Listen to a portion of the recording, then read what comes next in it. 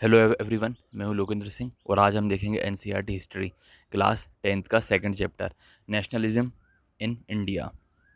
जैसे कि हम देख चुके हैं, यूरोप में नेशनलिज्म से यूरोप में जब राष्ट्रवाद की भावना आई तो इससे नए नए देश, नए नए स्टेट बने। मतलब इंग्लैंड के लोगों में अपने अपने राष्ट्र के प्रति भावना आई तो इंग्लैंड बना, ऐसी जर्मनी बना, फ्रांस बना।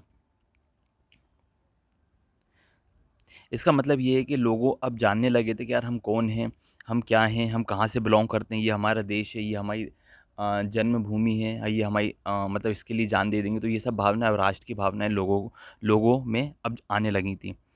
फिर धीरे धीरे राष्ट्र का सिंबल बने, आइकॉन बने, न्यू सॉन्ग्स बने, जो बाउंड्रीज बनी हर स्टेट की। जब पूरे फॉर्मेशन हो गया, अपने देश के प्रति भावनाएं जागी, वो रिवॉल्यूशन हुए, लड़ाई झगड़ा हुआ। अब क्या हुआ कि अब नए नए सिंबल बन गए। जैसे इंडिया का अशोक एम्बल है, वैसे ही हर देश का अपना अपना एक सिंबल होता है। ज़्यादातर जो कंट्री हैं, ज़्यादातर जो देश हैं, मतलब जो न्यू नेशन बने, उनकी एक लॉन्ग प्रोसेस है। अब इसके बारे में बताया कि इंडिया कैसे बना, इंडिया की क्या प्रोसेस रही है।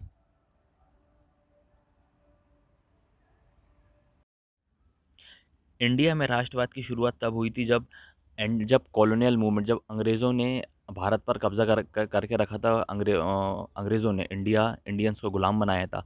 तब लोगों ने कहा था कि नहीं, अब नहीं सहेंगे, अब हमें आज़ादी चाहिए। यहाँ से इंडिया में नेशनलिज्म की शुरुआत हुई थी, राष्ट्रवाद की शुरुआत हुई थी। जो उनका जो स्ट्रगल है, मतलब हर वर्ग के लोग कहीं ना कहीं स्ट्रगल कर रहे थे। मतलब एमपी के लोग स्ट्रगल कर रहे थे आज़ादी के लिए, राजस्थान के लोग स्ट्रगल कर रहे थे, गुजरात के लोग स्ट्रगल कर रहे थे। इससे क्या हुआ, एक यूनिटी का भाव पैदा हुआ आपस में। जो ऑपरेस करके रखा था कॉलोनियल रूल, मतलब जो अंग्रेज़ लोग थे, जो जो दमनकारी पॉलिसी अपना रहे थे। इससे क्या हुआ, आपस जो इंडियन लोग हैं उनकी आपस में बॉन्डिंग हुई, मतलब आपस में राष्ट्रवाद की भावना आई। उन्होंने कहा कि नहीं, अब नहीं सहेंगे हम ये सब जो हो रहा है। लेकिन हर क्लास के ग्रुप, मतलब हर क्लास के वर्ग के जो लोग थे, उनके लिए जो एक्सपीरियंस थे, मतलब वो एक्सपीरियंस अलग थे। और उनके जो आज़ादी के मायने हैं वो भी अलग थे। जैसे चरवाहा है, चरवाहा के लिए आज़ादी के मायने क्या होता है कि भाई हम बिना बाउंडेशन, बिना रोकथाम के कहीं अपने जानवरों को कहीं भी आया ले जा सकें, कहीं भी हमारे जानवर चर सकें। उनके लिए आज़ादी का मतलब ये था। किसान के लिए आज़ादी का मतलब क्या था, किसान के लिए आज़ादी का मतलब ये था कि टैक्स ना भरना पड़े हमें, हमारी ज़मीनों पर, हम जो खेती कर रहे हैं।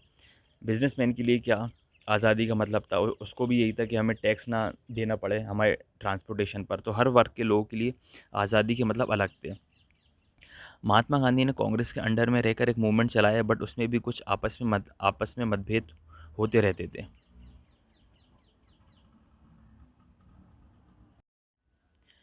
पिछली बुक्स में ऑलरेडी हम नेशनलिज्म, इंडिया के नेशनलिज्म के बारे में पढ़ चुके हैं, लेकिन वो 20वीं सेंचुरी तक था।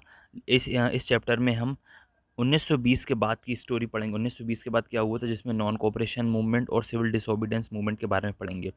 इसमें हम देखेंगे कि कैसे कांग्रेस ने नेशनल मूवमेंट को आगे बढ़ाया, उसको डेवलप करा था, और कैसे जो सोशल ग्रुप हैं, आम लोग हैं, वो मूवमेंट से जुड़ते गए थे।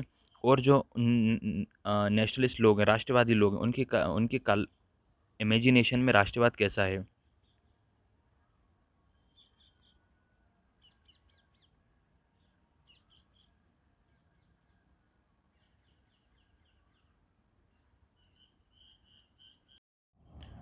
द फर्स्ट वर्ल्ड वार, खिलाफत एंड नॉन नॉन कोऑपरेशन।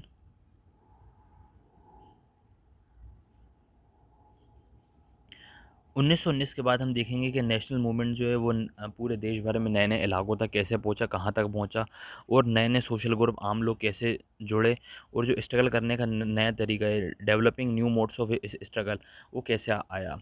और और जो बदलाव आए थे, वो बदलाव कैसे आए थे, क्या हुआ उनमें, और उनका इम्प्लीकेशन, उनके क्या क्या प्रभाव पड़े, और इसका जो मूवमेंट था उसका रिजल्ट क्या रहा।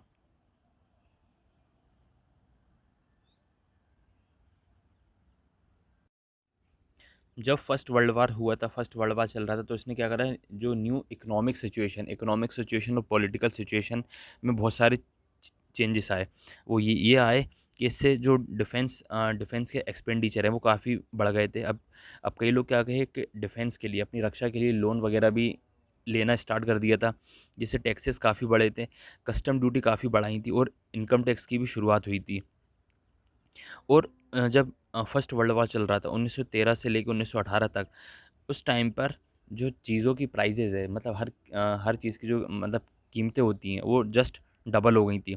इससे आम लोगों में, जो आम लोग, जो उनके जीवन पर काफ़ी प्रभाव पड़ा था और जो बहुत ही टफ जीवन रहा था।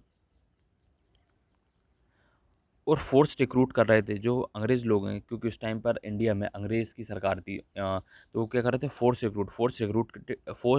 रिक्रूट का मतलब होता है गाँव के आम लोगों को ज़बरदस्ती आर्मी में भर्ती कर रहे थे, क्योंकि वार चल रहा था। और 1818, 19 और 20 में इंडिया के कई देशों में, मतलब ऑलरेडी वार चल रहा था और ऊपर से उसके बाद इंडिया के कई देशों में सूखा पड़ गई थी, क्रॉप फेल हो गई थी, जिससे खाने पीने की काफ़ी शॉर्टेज हुई थी। और ऊपर से एक और प्रॉब्लम आ गई थी, स्थिति और ज़्यादा ख़राब हो गई थी जब 1921 में इन्फ्लुएंजा फैल गया था इंडिया में, महामारी, जिससे 12 से 13 मिलियन लोगों की जान चली गई थी। 12 मिलियन का मतलब होता है 1.2 करोड़। काफ़ी लोगों की मौत हुई थी उस टाइम पर।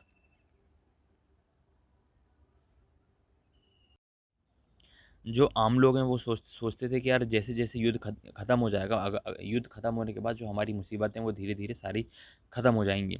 लेकिन उसी टाइम की बात है, एक न्यू लीडर सामने आता है और उसने स्ट्रगल के, मतलब जो फ्रीडम फाइटर, आज़ादी के लिए जो स्ट्रगल है वो आज़ादी का एक नया तरीका ही पेश किया था।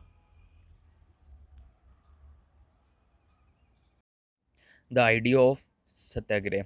महात्मा गांधी इंडिया 1915 में आए थे साउथ अफ्रीका से। उन्होंने वहाँ पर साउथ अफ्रीका में मतलब सरकार से लड़ाई ली थी, जो कि रेसिस्ट के खिलाफ थी। मतलब रेसिस्ट मतलब होता है नस्ल भेद, कि हम गोरे हैं, तुम काले हो, हम ऐसे हैं, हम वैसे हैं। तो इसके खिलाफ उन्होंने सरकार से भी लड़ लिए थे, जिसको नाम दिया था इन्होंने सत्याग्रह। सत्याग्रह का मतलब होता है कि पावर ऑफ ट्रुथ, मतलब हमेशा सत्य के साथ खड़े रहना और सत्य का ही साथ देना, मतलब सच के साथ रहना। उनका ऐसा मानना था कि जहाँ कहीं भी इनजस्टिस हो रहा है, जहाँ कहीं भी अन्याय की बात हो रही है, वहाँ पर उसके खिलाफ खड़े होना।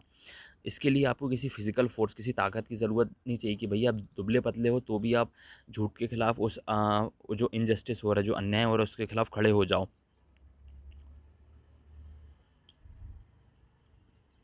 और ये जो सत्याग्रह की लड़ाई है, मतलब ये नॉन वायलेंस के थ्रू, अहिंसा के थ्रू ही लड़नी है।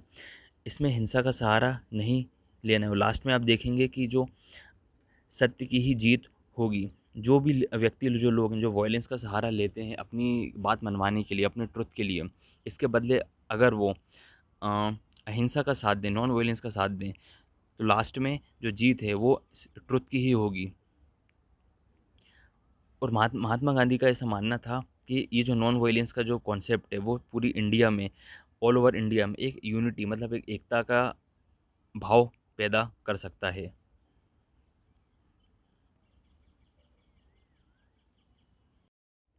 जब महात्मा गांधी इंडिया वापस आए थे, तो उन्होंने इंडिया के कई सारी जगहों पर सत्याग्रह मूवमेंट भी चलाया। जैसे कि 1917 में वो बिहार के चंपारण चंपारण में पहुंचे, जहां पर किसानों को बहुत ज़्यादा दमनकारी सिस्टम था, जो ऑपरेसिव सिस्टम से खेती बाड़ी करवाई जाती थी। तो महात्मा गांधी ने उन किसानों को मोटिवेट करा कि तुम लोग क्यों से रहे हो ये सब फालतू में, है ना, इसके खिलाफ आवाज़ उठाओ। और उसके बाद 1917 में ही उन्होंने जो खेड़ा डिस्ट्रिक्ट पहुंचे गुजरात में, जहां पर फसल ख़राब हो गई थी और प्लेग, मतलब एपिडेमिक, महामारी के कारण किसान जो है वो टैक्स चुकाने के टैक्स चुकाने में कैपेबल नहीं थे, तो वो रिलैक्सेशन चाहते थे। इसके खिलाफ भी उन्होंने सत्याग्रह किया था। और उसके बाद 1918 में महात्मा गांधी अहमदाबाद जा पहुंचे, जहां पर उन्होंने कॉटन मिल के वर्कर को के साथ उन्हें सपोर्ट किया, और वहां पर भी उन्होंने एक सत्याग्रह मूवमेंट चलाया।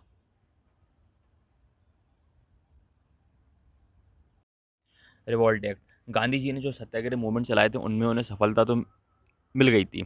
अब क्या हुआ, गांधी जी ने 1919 में अंग्रेज़ों के खिलाफ भी आए। अंग्रेज़ एक पॉलिसी लेके आए थे रिवॉल्ट एक्ट नाम से, 1919 में गांधी जी ने इसके खिलाफ भी आए। इस एक्ट को जो इंडियन मेंबर हैं वो इसके खिलाफ थे, जो असेंबली में जो ये बिल पारित करा था, एक्ट पारित करा था, इंडिया के सारे मेंबर, सारे लोग बाग सारे इसके खिलाफ थे। बेसिकली इस एक्ट में जो गवर्नमेंट है, मतलब जो ब्रिटिश गवर्नमेंट है, उसको पावर मिल जाती थी कि बिना किसी परमिशन के जो पॉलिटिकल गतिविधियां हो रही हैं, उनको जो पॉलिटिकल मेंबर है उनको पकड़ के 2 साल के लिए कैदी बना लिया जाए। क्योंकि उस टाइम पर अंग्रेज़ों का शासन था। अंग्रेज़ों ने जब इंडियंस को अपने गुलाम बनाया था, तो जो जो फ्रीडम फाइटर लोग हैं वो क्या करते थे, अपनी पार्टी बना ली, ग्रुप में बहुत सारे लोग हैं, कहीं मीटिंग कर ली, किसी कहीं किसी प्रकार की सभा कर ली। इस प्रकार से मतलब ग्रुप बनाया बनाया जाता था। तो इन पॉलिटिकल पार्टियों को में से बिना किसी कागजी कार्रवाई, बिना किसी अपना परमिशन के उनको पकड़ लिया और 2 साल के लिए जेल में बंद कर दिया। तो ये काफ़ी गलत गलत बात थी। तो इसी के खिलाफ महात्मा गांधी आए और इन्होंने और इस रिवोल्ट एक्ट का नॉन वायलेंट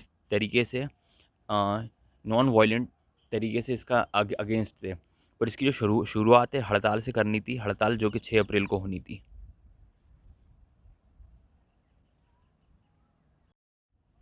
इसके बाद इंडिया के कई शहरों में रैलियों का आयोजन किया गया और जो कई सारे जो वर्कर थे वो अपनी हड़ताल पर चले गए, चाहे वो रेलवे वर्कशॉप हो, चाहे किसी भी फील्ड के हों, चाहे वो शॉप, और जो जिनकी दुकानें थी उनने दुकानें बंद कर दी।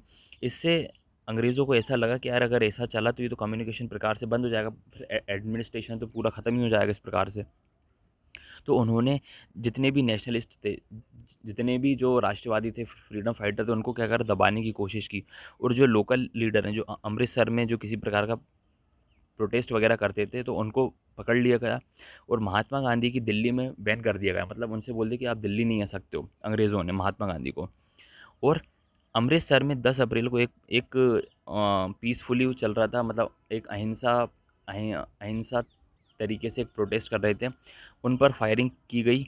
और इस बात को ध्यान में रख, मतलब जब ये फायरिंग हुई तो हिंसा भड़की। लोग बागों ने बैंक में, पोस्ट ऑफिस में और रेलवे में अटैक कर दिया। और इसके बाद मार्शल लॉ, अंग्रेज़ों ने मार्शल लॉ इम्पोज करा, मार्शल लॉ लागू कर दिया। और ये जो परिस्थितियाँ थी, अब इसको संभालने के लिए जनरल डायर को अपॉइंट किया गया।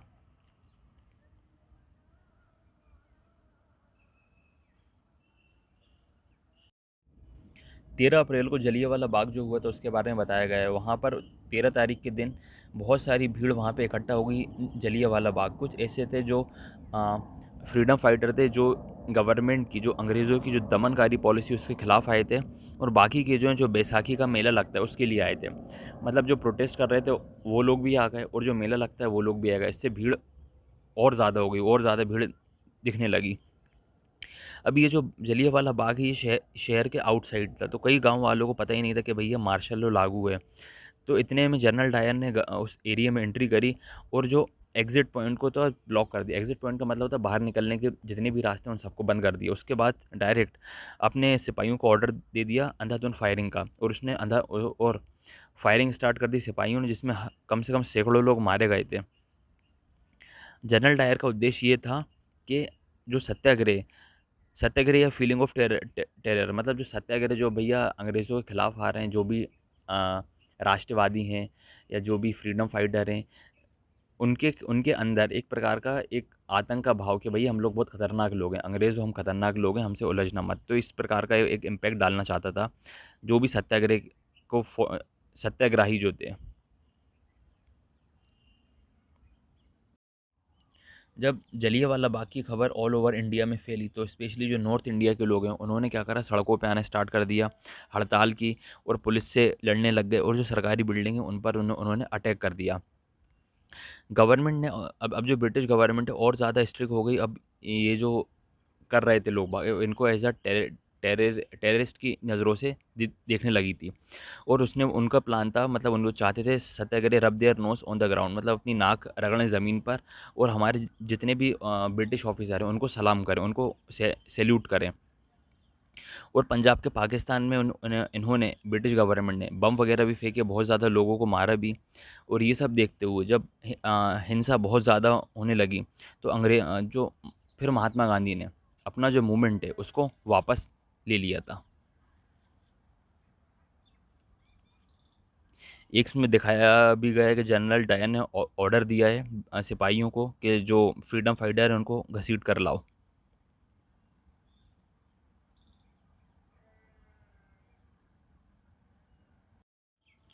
रिवॉल्ट एक्ट जो है वो उस टाइम पर इंडिया का काफ़ी बड़ा मूवमेंट था, बहुत बड़ा मूवमेंट था, लेकिन प्रॉब्लम ये थी अभी भी ये सिटी और टाउन तक, मतलब शहरों तक और गांव तक ही सीमित था।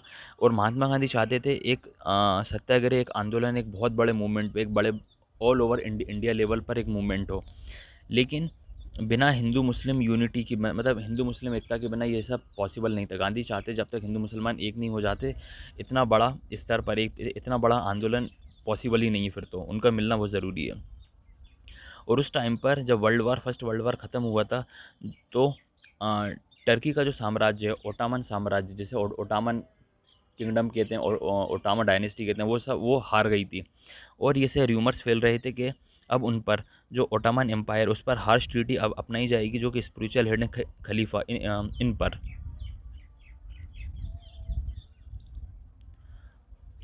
तो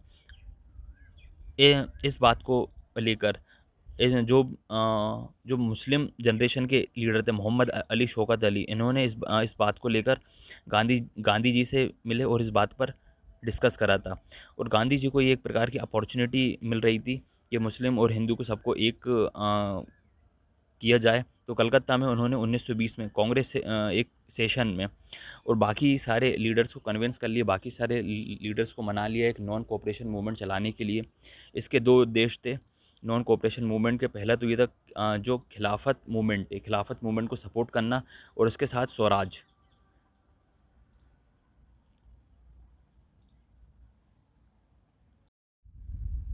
वाई नॉन कोऑपरेशन, मतलब नॉन कोऑपरेशन मूवमेंट ही क्यों चलाना था। गांधी जी ने बुक लिखी थी 1919 में, हिंद स्वराज। उसमें लिखा था कि गांधी जी ने कि जो ब्रिटिश रूल है, establish in India with the corporation cooperation of Indians, मतलब ब्रिटिश साम्राज्य इंडिया में जो चल रहा है वो इंडियन की बदौलत ही चल रहा है। मतलब जो स्थापित हुआ है, ब्रिटिश साम्राज्य इस्टेब्लिश हुआ है, इंडियन नहीं, मतलब इंडियन ने उनकी हेल्प की है उसको इस्टेब्लिश करने में। और जो चल रहा है, मतलब अब तक सर्वाइव कर रहा है, तो इंडियंस की बदौलत, मतलब अंग्रेज़ों ने ही मतलब अंग्रेज़ों का जो शासन स्थापित हुआ है उसमें इंडियंस का पूरा पूरा हाथ है। और अभी जो चल रहा है, अंग्रेज़ लोग दूसरे इंडियंस को प्रॉब्लम कर रहे हैं, इसमें भी इंडियंस का ही साथ है। यदि जो इंडियंस ब्रिटिश को सपोर्ट कर रहे हैं वो अपना कोऑपरेशन वापस ले लें, अगर वो सपोर्ट ना करें, तो साल भर के अंदर इंडिया जो है, अ, इंडिया फ्री हो जाएगा अंग्रेज़ों से, और स्वराज की स्थापना हो जाएगी। ये नॉन कोऑपरेशन मूवमेंट ये नॉन कोऑपरेशन जो है, मतलब बड़े स्तर पे एक बहुत बड़ा मूवमेंट कैसे बन सकता है इंडिया में। गांधी जी चाहते थे कि ये एक बड़ा मूवमेंट जो चलाया जाए, इसके लिए गवर्नमेंट के ने जो टाइटल दे के रखे हैं उन सबको लौटाना चाहिए। जो सिविल सर्विसेज है, आर्मी है, पुलिस है, लेजिस्लेटिव काउंसिल है, फॉरेन गुड्स हैं, जितने भी फॉरेन गुड्स हैं उन सबका हमें बाइकआउट करना चाहिए। यदि ब्रिटिश गवर्नमेंट हम पे रिप्रेशन पॉलिसी अपनाती, मतलब किसी भी प्रकार की दमनकारी नीति अपनाती है, तो उसके खिलाफ हम सिविल डिसोबीडियंस कैंपेन भी चलाएंगे। और गांधी जी ने 1920 में शौकत अली मूवमेंट के लिए ऑल ओवर इंडिया में लोग बाग भी जुटाए थे मूवमेंट के थ्रू।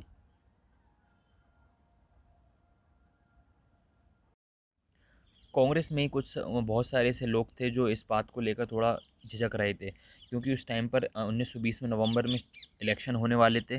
और उन्हें डर था अगर इस पॉलिसी को अपनाएंगे तो ऐसा ना हो कि ये जो मूवमेंट है ये वायलेंस में चेंज हो जाए, मतलब ऐसा ना हो कि बहुत ज़्यादा हिंसा भड़क जाए। और सितंबर से लेके दिसंबर तक कांग्रेस में बहुत ज़्यादा इशू चलता रहा, कुछ लोग इस बात पर सपोर्ट कर रहे थे और इस बात के खिलाफ थे। लेकिन फाइनली कांग्रेस सेशन हुआ 1920 में, दिसंबर के महीने में जगह थी नागपुर में। और वहाँ पर फाइनली जो नॉन कोऑपरेशन मूवमेंट उसको एज अ अडॉप्ट कर लिया गया। अभी नॉन कोऑपरेशन मूवमेंट क्या था, कौन कौन ने पार्टिसिपेट करा, कैसे हुआ, क्या क्या पॉलिसीज़ थी, अब उसके बारे में बताया गया है।